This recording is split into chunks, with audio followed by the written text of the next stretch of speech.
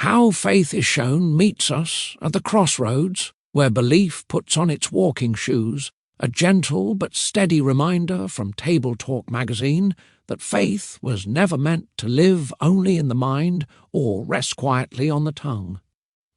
Rooted in James chapter 2 verse 18, this reflection invites us to look not for loud claims or polished words, but for the quiet evidence of trust made visible in ordinary obedience, where faith breathes, moves, and bears fruit in daily life. Now for our reading.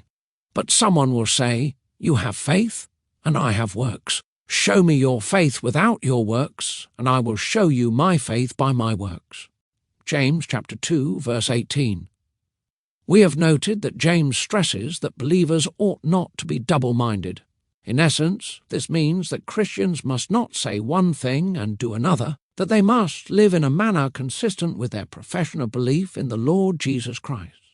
It is important to keep this in mind as we work our way through James chapter 2, verses 14 through 26, which has often been appealed to against Protestants in debates over the doctrine of justification. The doctrine of justification concerns how a person is found righteous before the bar of God's justice, and what James has to say does have some bearing on how we understand this doctrine. The doctrine itself is not really James's concern, however. In other words, the Apostle James does not really ask how we are declared righteous before God, which is the primary question in Paul's mind when he is addressing justification. James's concern involves more what the faith that justifies us in the Lord's sight looks like. This is clear from James chapter 2 verse 14, where James's use of the word says indicates that the apostle seeks to evaluate professions of faith. Today's passage provides further evidence that James has in view the demonstration of an authentic profession of faith. He starts out by quoting what seems to be a potential objection to his teaching, that Christians must have faith and works, and that if we do not have good works, then our faith is dead. That is, not saving faith. James seems to anticipate that some in his audience will respond that faith and good works are two different spiritual gifts, and that some Christians will have one but not the other, because, as we know, God does not give the same spiritual gifts to every person. Thus, the anticipated objector is saying that we do not all need to have both faith and good works. Now, there is a spiritual gift of faith given only to some, but this is not the type of faith that James is discussing.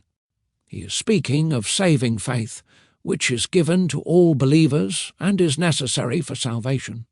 The spiritual gift of faith probably has to do with an extra measure of trust, whereby some people find it easier than others to believe that God will do the seemingly impossible.